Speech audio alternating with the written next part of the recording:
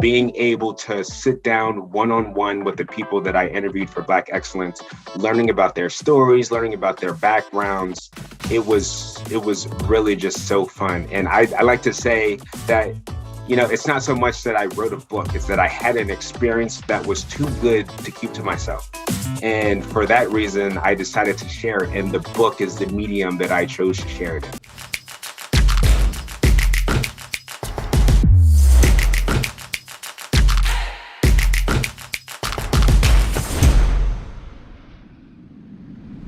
On this episode of The Creator Community, we'll meet Jeff Schaefer, a CPA and attorney at one of the largest law firms in New York City, and a recent first-time father.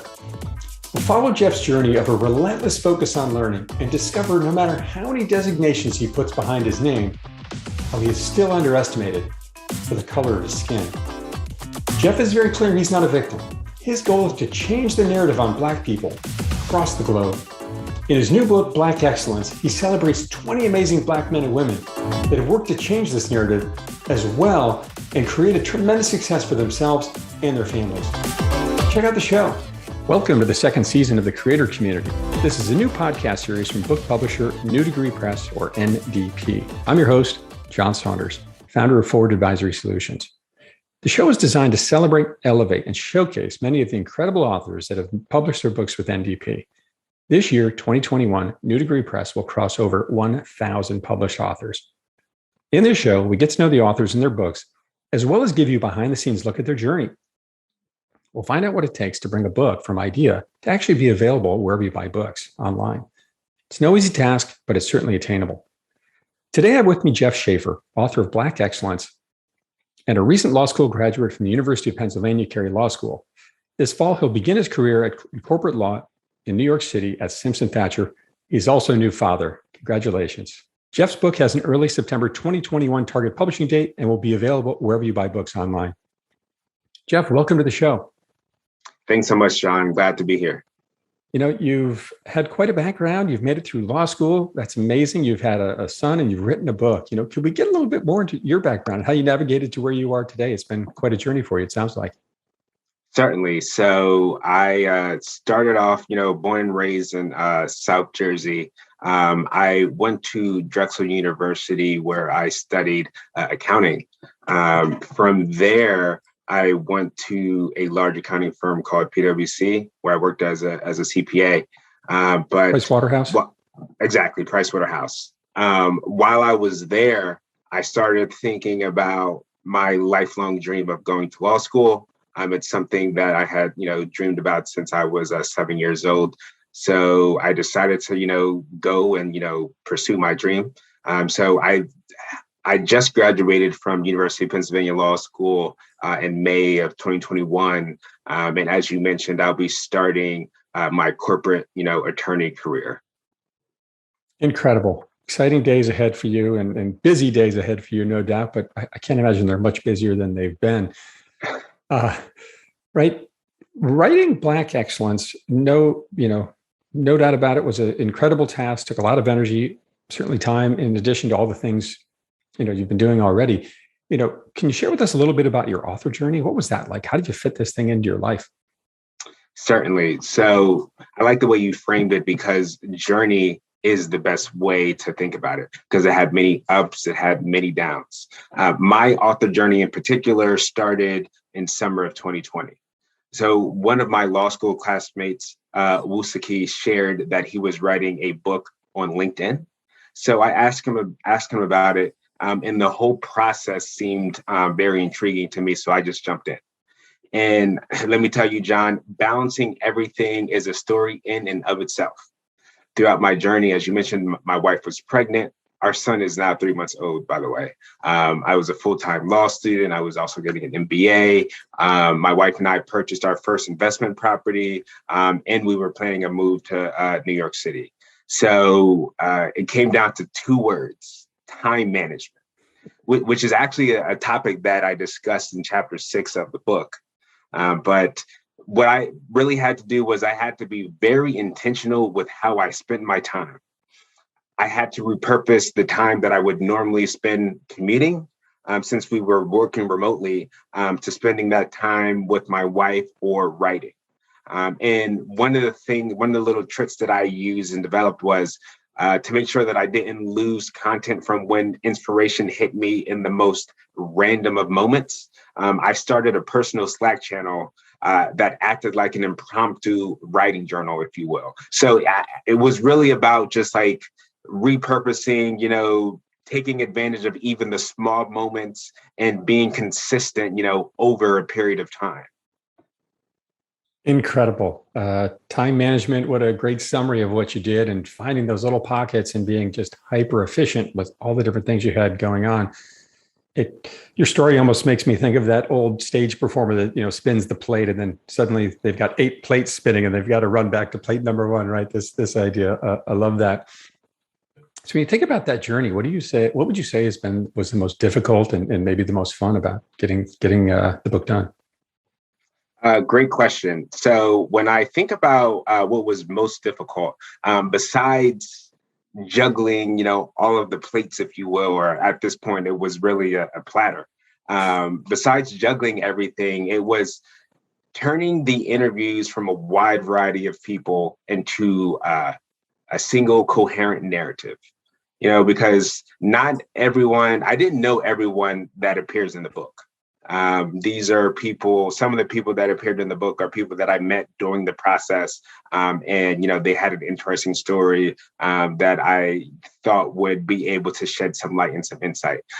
So really going from getting people to say yes, then, once I interviewed the people, basically taking that transcript and turning that into something, that was coherent and, part of this larger story, that I was trying to create was one of the, I guess, the more difficult aspects of it.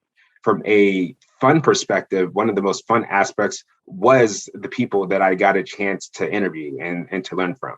Like even this process that we're doing here with the NDP podcast, I feel like people make life so enriching, and, being able to sit down one-on-one with the people that I interviewed for Black Excellence, learning about their stories, learning about their backgrounds. It was really just so fun. And I like to say that, it's not so much that I wrote a book, it's that I had an experience that was too good to keep to myself. And for that reason, I decided to share it. And the book is the medium that I chose to share it in. So I just had so much fun, meeting these people, and a lot of them I now consider mentors, and I look forward to continually developing the relationships throughout my career. That's fantastic, and I love this concept of it. Sort of feeds into why you had to write this book, which is certainly where I wanted to go next, and this idea of you had this amazing story you had to share, and you had to get it out there. On this difficult concept, I love this idea you shared, which is maybe you started out with one idea about the book, and then after you interviewed, all of these people, these 20 amazing men, what was, how do you synthesize that information down to something that readers can really learn from and take away from? And I certainly understand and accept the challenge of that. How do you think you went about that? What made that? How did you work through that process? Yeah. So, and I just want to reiterate that, like the 20 stories that I encapsulate in the book are both of men and women. And it was really, my apologies. It was, no problem. It was really something that was interesting to kind of like go through, but that's why it's a journey and a process, and the creative process, right? Because you start off with this initial concept, this initial idea, and it was somewhat scary because, my background, I shared, CPA and, went to law school. So there's a, linear process and linear thinking, and the logic to how I approach problems. Whereas this creative process, I didn't start with the answer to the problem. I started with the question and had to, see where it would take me. I had to, engage my curiosity. And so what I did was I was open to what insights I would receive from my interviewees. And, it became this iterative process where I started is very far from, where I landed, but that's why it was so great to have the Creator Institute in this community of authors that we could sort of, benefit from and share ideas. That's so interesting. So you really got to, being sort of a CPA, dare I say, left-minded person with your background, had to really reach into that right side of your mind and start to look at the world from a new perspective. I love that idea. When you think about this book, and let's get into it a bit more, what's it about? What is Black Excellence about in your mind, Jeff? Great question. So I would say that Black Excellence is really about changing the narrative. There's this narrative, if you will, that in my view, I believe it's too narrow and it's inadequate to sort of share what Black people are capable of. I'll share with you a quick story. So when I was studying abroad in college, I studied abroad in England. And while there, a few friends and I went to a soccer game, what they call football. And there were two other tourists. And these two other tourists, they were Asian, and they came up to me with big smiles on their faces. I didn't know them. They didn't know me. They said two things to me. The first thing they said to me was, "You look like Will Smith." And the second thing they said to me that stayed with me was, they asked me if I was a rapper. I was puzzled, at this question, because why would that be the first question that you ask somebody that you don't know? So the reason they asked me that question was because the predominant narrative, that they were familiar with about Black people was one that showed that, Black people can rap, but I wanted to write Black Excellence to, share that, Black people can do, yes, we can rap, but we can do much more than that. So in Black Excellence, I share the stories of various people, and basically to change this narrative around, what Black people are capable of. That's a really unbelievable story. These people that approached you out of the blue and started asking these questions, and obviously based completely on the color of your skin and their limited view of the world. That's incredible. So thanks for sharing that. And taking that moment, that energy, and turning it into a book and a positive message for so many others to learn from. Speaking of which, what do you think, or who do you think can benefit from this story? Who's going to benefit from your narrative here? Great question. So from my perspective, any person can benefit from this book, this work here, regardless of your age, your stage, race, class, educational background, etc. The only thing that is required is that you are willing to take the ideas discussed in Black Excellence seriously, that you are willing to commit to pursuing excellence, and that you're willing to take action. Because over time, that's the only way to sort of create this change that we're looking to create through the book. And I would say that the way I think about it is Black Excellence is a love letter to Black people, but it's an instruction manual to everyone, right? So like we discuss 8 attributes within Black Excellence: continual learning, servant leadership, indomitable will, being driven by purpose, taking risk, executing well, having stellar time management skills, and possessing grit. These attributes know no color, no race, no category. So anyone, who is interested in learning can, learn from the insights of my interviewees, and really, put the rubber to the road and take action on these incredible insights that my interviewees shared. Thanks for sharing that greater context on the story, and how it isn't a one-sided story. It's got lessons for everybody in there, but certainly can help showcase and highlight the fact that there's so many amazing Black leaders out there who have done incredible things, and let's expand that narrative. You talked about the 8 attributes there, Jeff, and that you synthesized from all these interviews and all the hours and hours of research that you did. What would you say is your favorite of the attributes, and why? That's a great question. So I'll start off by saying that I'm a fan of all of the attributes, but one came natural for me, and that was being a continual learner. See, so I've always had this intellectual curiosity for as long as I can remember, at least. And my favorite question as a child was why. My parents will attest, to, when they said something, my favorite question was, well, why? Like, why does it work this way? Why do we do it that way? Like, why? But as an adult, that why mentality has evolved into this continual pursuit of education, both formal and informal. One example is, I'm really interested in personal finance and investing. So that is one of the reasons that, I became a CPA. That's one of the reasons that I read investment books. That's one of the reasons that I subscribe to business and investing periodicals and listen to economists and investors such as Milton Friedman and Warren Buffett, because I'm just, interested in like learning. I'm curious, about, how to improve in that area of my life. So that's one that I would say has been natural for me, throughout my life. But I really am a fan of all of them.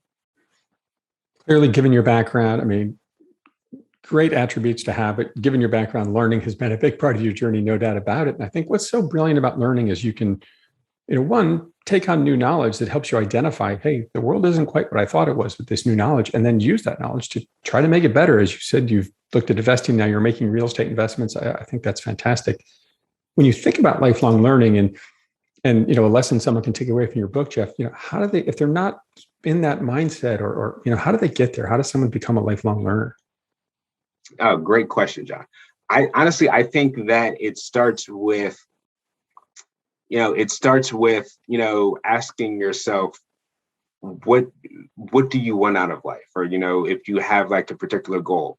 For me, I've always been, very goal oriented, and my interest in, personal finance, comes from a place of wanting, financial security, for my family. So I figured that, one of the best ways for me to secure financial security for my family is to, become better, with my finances, become better, with, knowledge about investing and things of that nature. So I would encourage people to, sit down, with, create some white space, if you will, in your calendar, sit down, with your thoughts and maybe a blank sheet of paper, and think about, where do you want to be 5 years from now? Where do you want to be 10 years from now?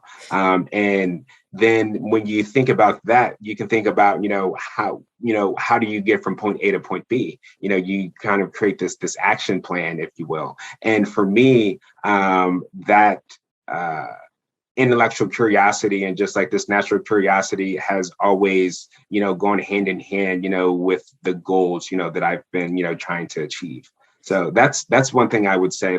And in the book, there are various exercises, that I walk people through that they can, use to, think about these things further. I like this concept of not just learning for the sake of learning and being curious, which has its own benefits for sure, but then tying it to a goal of where you want to be and writing it down. That's such a great exercise. I think any one of us can learn from. When you think about this term you've come up with, which I love, Black excellence, how do you define it, Jeff? Great question. So I unpack this more in the book, obviously, but in a nutshell, Black excellence is achievement that dispels the myth of white superiority and Black inferiority. Right. So what distinguishes Black excellence from excellence is that the Black excellence is done in the face of opposition and notions of inferiority, if you will. Anyone can be excellent, but being excellent while Black is unique because people may assume that you are a rapper, or, people may assume that you are a super. So I'll give you another quick anecdotal story. So my family and we just moved to New York City, for me to begin my career as a corporate attorney. So we moved to Manhattan. And this past week, I was taking the recycling out of my building. And, I came across one of my neighbors, and, she says, "Oh, hello." And she starts asking me, questions. And she asked me if I worked in the building. as a super. And I thought it was, again, I thought it was odd that that was the first thing, that she sort of said to me without knowing me. And, I told her no, but I left that interaction, wondering if that's something that she asked all of, the new residents, or if that's something that was specific to me. But the reason I bring that up is because it's been a theme throughout my life, sort of fielding those types of questions. And I don't want to, I'm not trying to, cast, negative intentions on anyone, but I just thought that there was room for, sort of, education, if you will, and that's why I use Black excellence to sort of, create, a new narrative, if you will. And again, these assumptions, that are often negative, that unfortunately a lot of Black people and minorities have had to overcome.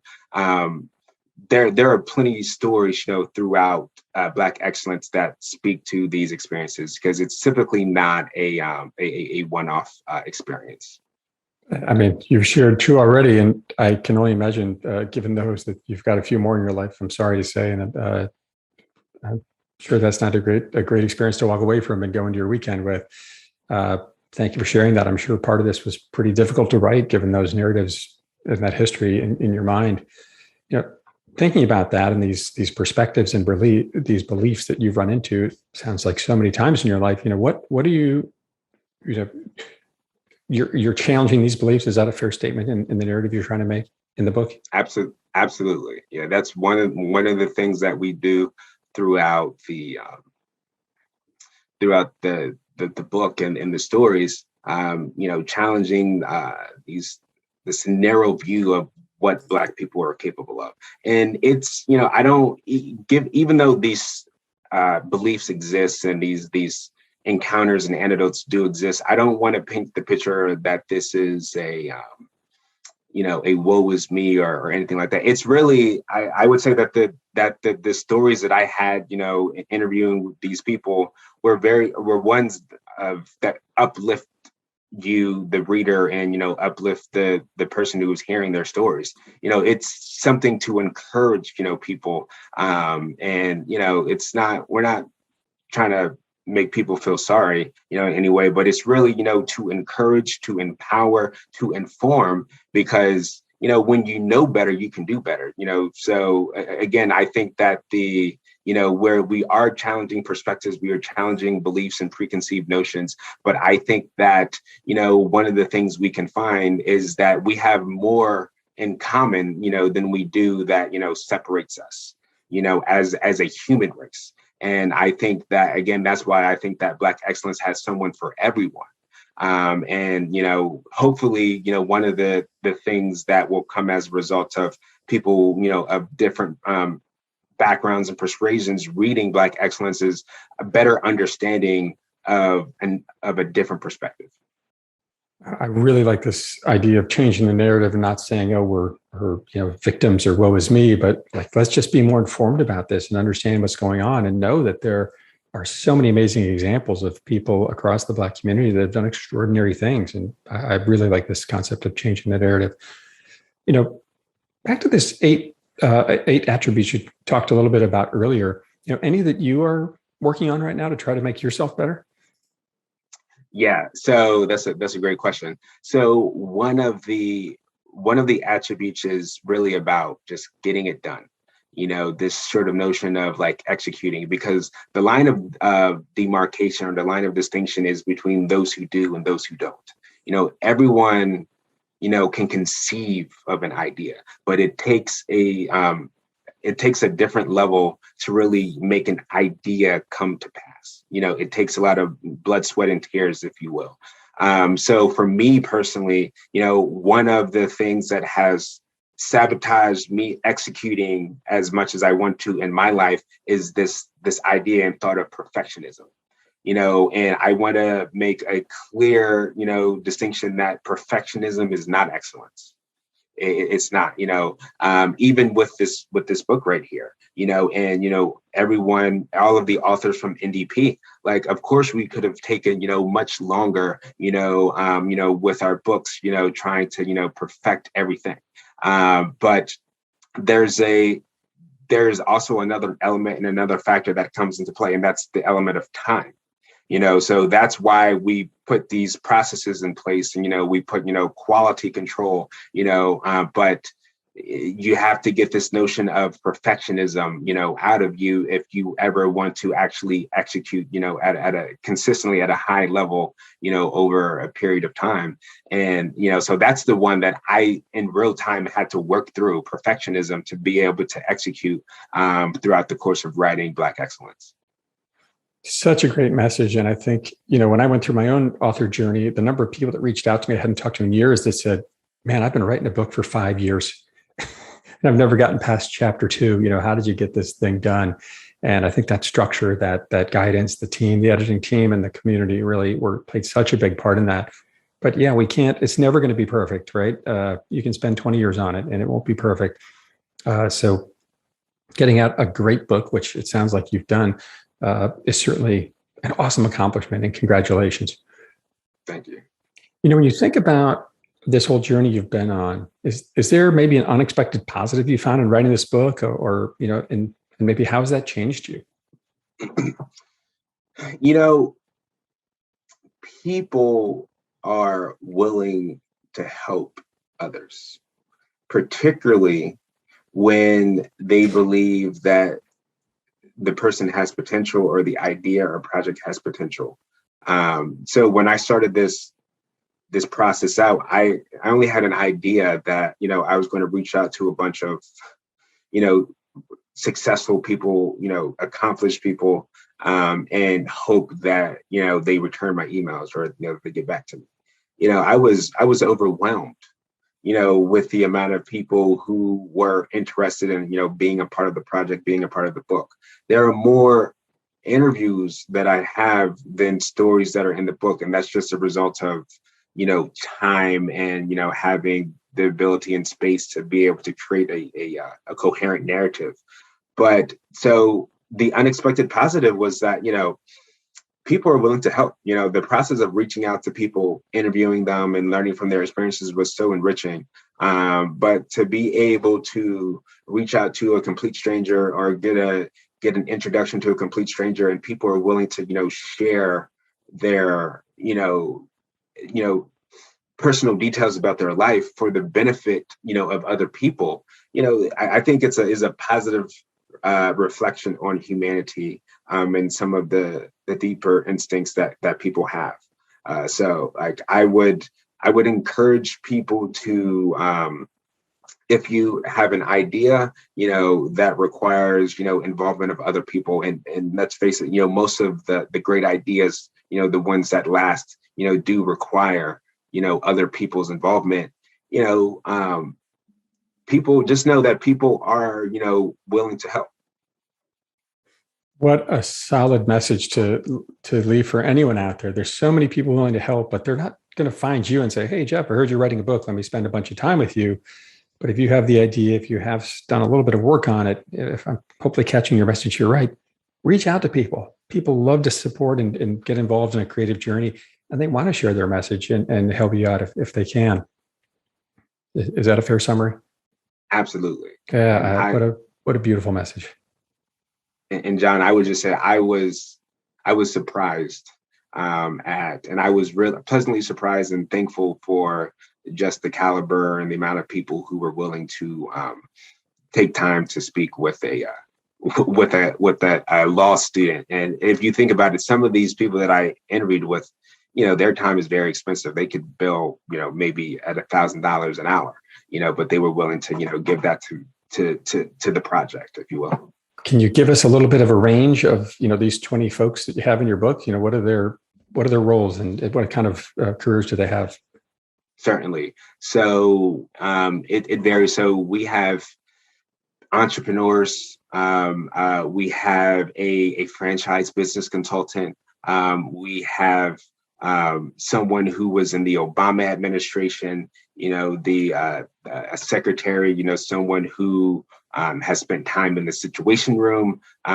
We have lawyers, we have a federal judge, we have CEO, chief executive officer of a $40 billion company, chairman of the board, people who are on boards of publicly traded companies. And we have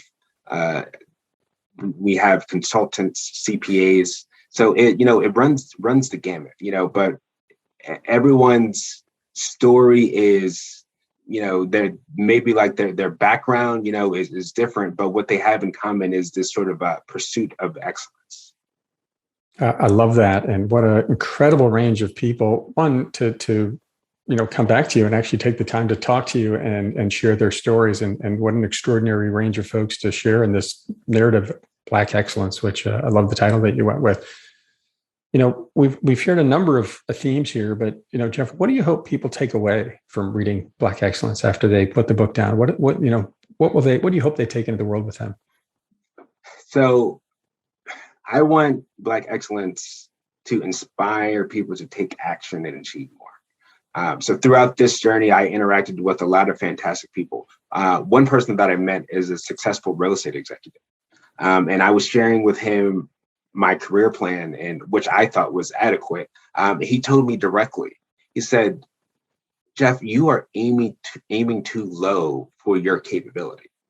And now I had just graduated from law school, was getting ready to start, work at a law firm, and this man is telling me that I'm aiming too low. But the thing is, his words were music to my ears, because we all need someone to challenge and inspire us, to more. But this is, I want to, add that this is all voluntary.